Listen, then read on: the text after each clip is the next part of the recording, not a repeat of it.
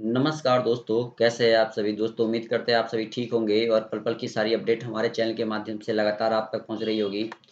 दोस्तों अपडेट आ रही है कि बिहार में ऐसी नियमावली बनाई गई है, जिसे देख सकते हैं स्पष्ट रूप से लिखा है कि कोर्ट में आसानी से चुनौती दी जा सकती है। जी हाँ दोस्तों, मैं आपको बता दूँ कि एक तरफ बीपीएससी से परीक्षा की तैयारी चल रही है, तो दूसरी ओर पटना हाई कोर्ट में शिक्षक बहाली की प्रक्रिया जो है, वो फँसने ही वाली है। ये मैं नहीं कह रहा हूँ, ये तमाम वे वरिष्ठ एडवोकेट कह रहे हैं, जो कि पटना हाई कोर्ट में केस को देख रहे हैं। कहीं न कहीं मैं आपको स्पष्ट रूप से बता देता हूँ कि कोर्ट में अब फँस सकती है शिक्षक बहाली की प्रक्रिया। जी हाँ दोस्तों, आप देख सकते हैं कि नई नियमावली कोर्ट में फँसने की पूरी संभावना है। इसे लेकर शिक्षक अभ्यर्थियों ने पटना हाई कोर्ट में केस कर दिया है। 1 या 2 दिन में ड्राफ्टिंग तैयार हो जाएगा। शिक्षा विभाग ने जानबूझकर ऐसी नियमावली तैयार की है, जिसे आसानी से कोई भी कोर्ट में चैलेंज कर सकता है। जी हाँ दोस्तों, क्या-क्या कमियाँ हैं, वो मैं स्पष्ट रूप से आपको बता देता हूँ। देखिए, पहली बात तो ये है कि नई नियमावली जब बनाई गई तो इसे पब्लिक डोमेन में नहीं रखा गया, किसी भी शिक्षक संगठन से इस पे राय नहीं माँगी गई। जो शिक्षक पहले से पढ़ा रहे हैं, उन्हें बस सीधे ये कह दिया गया कि क्वालिटीपूर्ण शिक्षक नहीं हैं और इन्हें पेपर के बाद ही राज्यकर्मी का दर्जा दिया जाएगा। दूसरी बात ये है कि 6 टू 8 में सीटें हैं ही नहीं, तो कैसे बहाली संभव हो पाएगी? तमाम बातें जो हैं और मामला अब सुप्रीम कोर्ट में भी फँसने वाला है और 1 या 2 हियरिंग में ही सफलता जो है वो मिलने की बात कही जा रही है। तो अगर ऐसा कुछ होता है, तो कहीं न कहीं शिक्षक बहाली एक लंबे समय के लिए फँस जाएगी और चुनाव के बाद ही बहाली की प्रक्रिया आगे बढ़ पाएगी। स्पष्ट रूप से कुछ एडवोकेट्स हैं, जो कि अपनी राय को रख रहे हैं कि बहाली की प्रक्रिया पे उनकी क्या अपनी राय है और कुछ ऐसे वरिष्ठ एडवोकेट हैं, जिनका ये मानना है कि भाई बहाली की प्रक्रिया जो है, पटना हाई कोर्ट में फँसेगी और क्योंकि जानबूझकर नियमावली ऐसी ही बनाई गई है। आप समझ सकते हैं दोस्तों कि शिक्षा विभाग के पास इतने वरिष्ठ अधिकारी हैं जो इस नियमावली को गहन अध्ययन के बाद जो है जारी करते, तो ये नियमावली नहीं फँसती। लेकिन कहीं न कहीं इस नियमावली में कुछ इस प्रकार की कमियाँ रखी गई, कुछ खामियाँ रखी गई, ये नियमावली जो है सुप्रीम कोर्ट में जो है वो फँस सकती है। कुछ एडवोकेट की बातों को आप सुनिए और समझिए दोस्तों, आपको खुद पता चलेगा कि भई इसमें क्या कुछ कमियाँ हैं और कैसे ये बहाली पटना हाई कोर्ट में अब फँसेगी और सुप्रीम कोर्ट तक ये बहाली जा सकती है। सुन सकते हैं, मैं आपको सुना देता हूँ दोस्तों। जिस तरह के की बिहार सरकार की मंशा थी, जिस चीज को सोच करके जिन तरह की चीजों को देखते हुए भी नियमावली में इस तरह की चीजें डाली गई, प्रावधान डाले गए, इसको लेकर के मामला जो है अब बिहार में पटना हाईकोर्ट न्यायपालिका के शरण में जा चुका है और साथ ही जो है अप्रोच कर चुके हैं। हालांकि मैं अभी इस डायमेंशन में थोड़ा सा बच रहा था, थोड़ा सा सोच रहा था, चीजें कलेक्ट कर रहा था, क्योंकि मुझे अल्टीमेट 6 टू 8 में अगर भर्ती ये लोग देते हैं, सॉरी 6 टू 8 में, यहाँ अगर ये लोग भर्ती दे देते हैं या फिर जो पद नहीं दिए हैं 6 टू 8 में, अगर उन पदों का भी सृजन करके उसका एग्जैक्ट डेटा एक नई फ्रेश भर्ती के रूप में भी दे दे, या फिर एक बार सुधार करके जो है रोस्टर के बाद से अगर फिर से एक बार 6 टू 8 वाला स्लॉट भी दे देते हैं ये अपने पदों में, तो मैं इस मामले को कोर्ट में चैलेंज नहीं करता। लेकिन जिन साथियों के साथ कुछ ज्यादा ही नुकसान हुआ है और अब जो है ये भर्ती जो है ऑनरेबल कोर्ट के दफ्तर में जा चुकी है, टेबल पे जा चुकी है, और इस तरीके से अगर समझा जाए तो तमाम आप लोग के सवाल भी हैं और मैं देख भी रहा हूँ कि क्या ये भर्ती अब नियमावली रुकेगी, भर्ती फंसेगी और फिर से इस पे कोर्ट स्टे लगा देगा क्या, ये तमाम आप लोगों के सवाल भी आ रहे हैं। और हमने जो चीजें देखी हैं on the table, on the floor, मुझे पता नहीं क्यों ऐसी वाइब आ रही है कि ये भर्ती जानबूझ करके सरकार के द्वारा ऐसी नियमावली पुटअप की गई है जिसमें कि ये भर्ती फंसे, और तमाम ऐसी चीजें हैं जिस नियमावली में जिसको लेकर के ये मामला अब ऑनरेबल कोर्ट के अंदर जब जवाबदेही पे आएगा तो बिहार सरकार के पास जवाब देना काफी डिफिकल्ट हो जाएगा।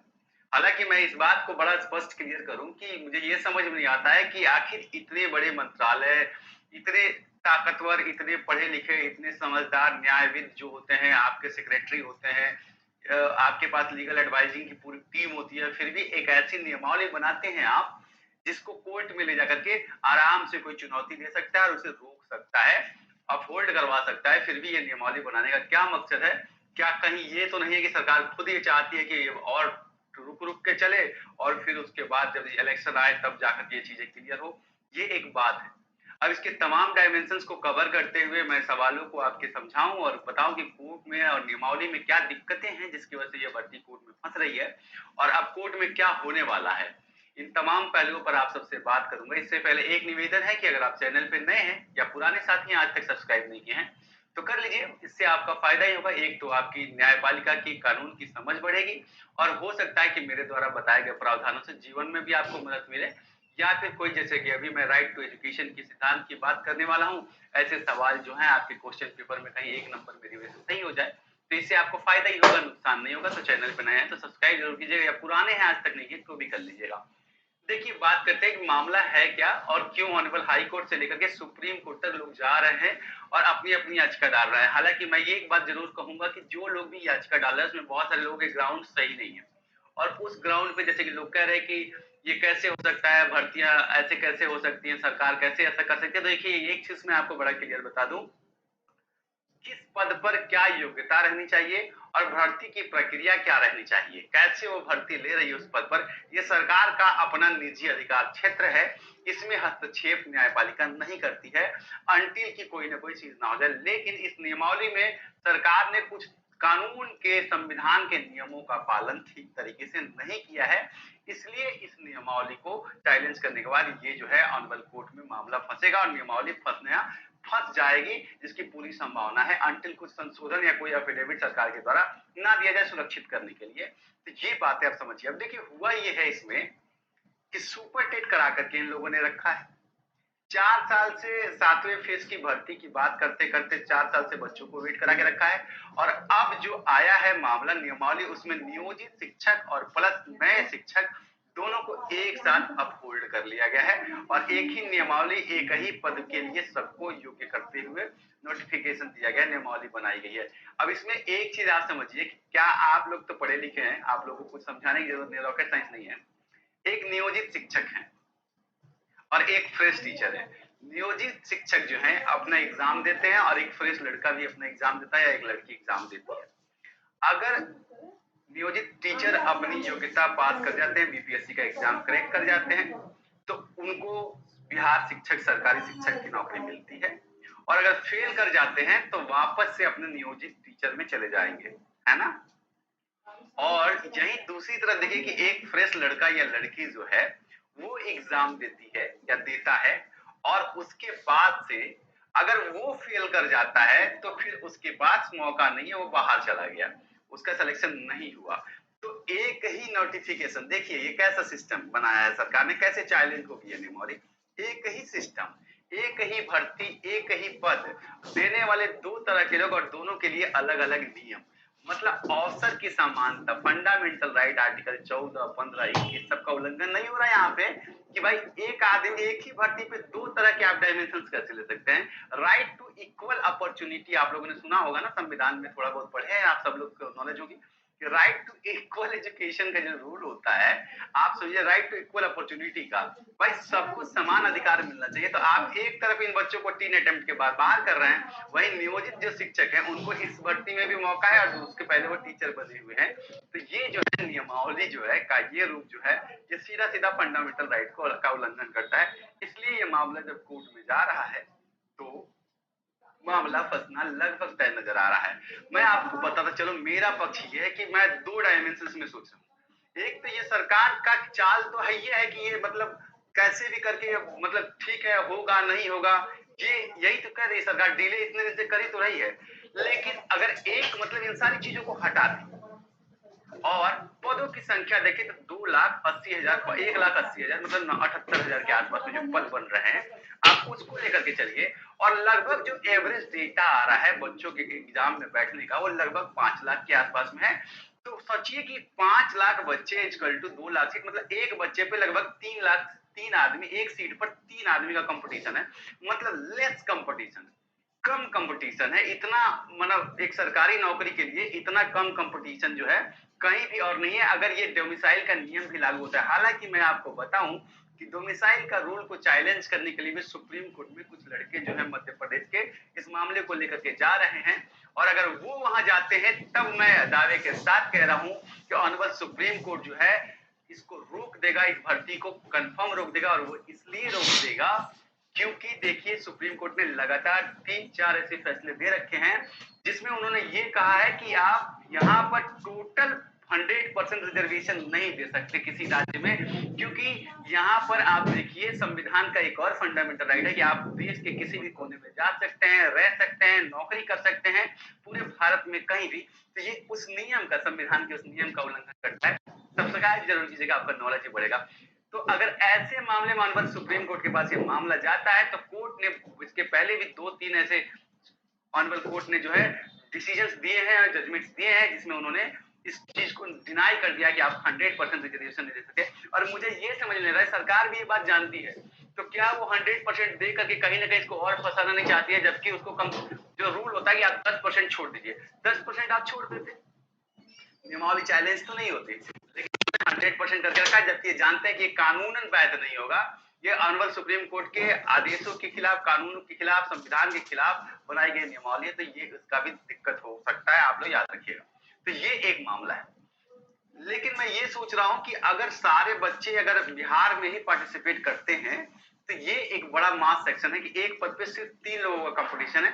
जो इसमें थोड़ा अच्छे से पढ़ा होगा उसका सिलेक्शन हो जाएगा, ये एक बड़ा फायदा हो सकता है। लेकिन अगर इस नियमावली को फंसा दिया जाए, कोर्ट में ले जाकर के इसको अड़ा दिया जाए और तमाम लोग अलग अलग रीट कर रहे हैं, मैं इसमें भी एक चीज आप लोगों को सलाह जरूर दूंगा कि या तो सब एक रीट में आ जाए, एक ही रीट चलाइए, एक ही केस चलाइए। इसीलिए मैंने अभी तक मैं एक और नया केस करूं, एक और नया केस करूं, तो इससे क्या होगा कि हर केस का अलग अलग डेट पड़ेगा, हर केस में अलग अलग सुनवाई होगी। जब तक कोर्ट जो है सारे मामलों को एक साथ बंच ना करे तो रोज और भर्ती जो है लटकी रह जाएगी। और इसमें जो है कम से कम 1,80,000 78,000 बच्चों का भविष्य तो खराब हो जाएगा, क्योंकि वो जो है चाहते कर रहे हैं कि भाई नौकरी एक एक दिन सरवाइव करना भी उनके लिए मुश्किल है। तो ये एक पक्ष है जिसको लेकर के मेरा बस इतना ही मांग है कि 6 से 8 के जो पद 42,000 2022 में दिखाए गए थे वो पद आप इसमें डाल दीजिए। तो मुझे इसमें कोई केस नहीं करूंगा, मैं मुझे नहीं लड़ना है, क्योंकि मैं इस भर्ती को और फंसाऊंगा नहीं, क्योंकि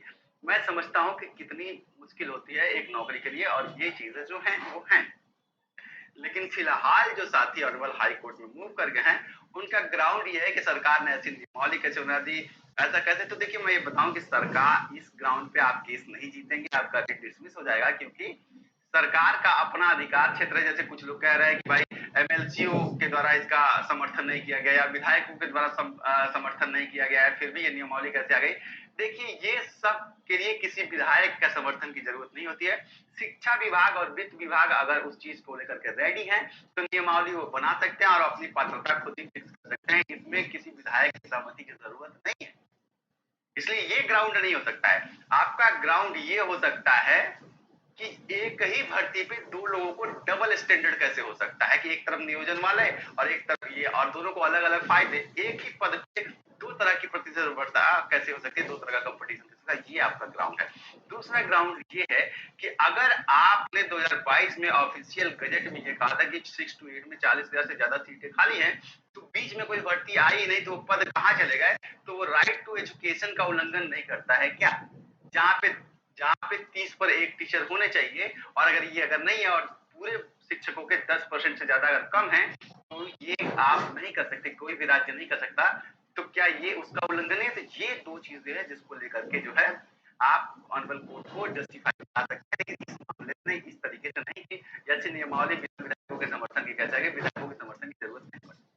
अब देखिए इसमें मैं जो है मैंने आईटीआई फाइल कर रखा है कि 6 to 8 के पदों की एग्जैक्ट संख्या सरकार अपने ऑफिशियल साइट के द्वारा हमको दे, ऑफिशियल लेटर के द्वारा। वो मिलने के बाद ही मैं अप्रोच करूंगा, ये बात क्लियर है। और जो साथी कोर्ट में जा रहे हैं मैं उनको ये भी नहीं कह सकता कि आप मत जाइए, क्योंकि भाई उनका जो है अपना अधिकार है और उनका अपना सोच है और वो सही भी है एक तरीके से। भाई तो आपने सीटेड करा के रखा है, सुपर टेट करा के रखा है और फिर आप एक और एलिजिबिलिटी थोप रहे हैं, पहले से 36,000 लेके रखे हैं, तो ये गलत तो है और इसको लेकर के कोई ना कोई जाएगा और सरकार ने जानबूझ के ऐसा किया भी है ताकि लोग जाएं और भर्ती फंसे और फिर इनका वकील पास ओवर करता रहेगा और जब इलेक्शन का टाइम आएगा तो फिर सब बड़े वकील आएंगे कैसे कैसे मिलजुल के या तो नियमावली में थोड़ा बदलाव होगा, कोर्ट के साथ थोड़ा डिस्कस किया जाएगा और उसके बाद नियमावली के बाद आ जाएगा, इसमें बच्चों का ही नुकसान हो जाएगा। और मेरा पक्ष बच्चों के आप लोग के नुकसान में नहीं है, क्योंकि मैं मानता हूँ कि 3 पद पर एक आदमी अगर है तो एक पद पे अगर 3 आदमी का रेशियो बनता है, ये सबसे लेस कंपटीशन है। लेकिन मौली का कुछ ऐसा ड्रिल बनाया है इस सरकार ने कि एक तरफ डोमिसाइल लागू करके सुप्रीम कोर्ट में चैलेंज करवा रही है और दूसरी तरफ नियोजित और फ्रेश बच्चों को एक जैसा मौका देकर के हाई कोर्ट में चैलेंज करवा रही है। अब इन दोनों केसों में क्या होगा मैं आपको केस के थ्रू जो कोर्ट की अपडेट होगी वो मैं आपको टाइम पे आकर के दूंगा। क्या क्या चीजें तो दोस्तों आप लोगों ने सुना पूरी अपडेट और समझा, तो आगे अब क्या कुछ होगा पूरी अपडेट आपको प्रोवाइड करेंगे। इस वीडियो में इतना ही। धन्यवाद। जय हिंद।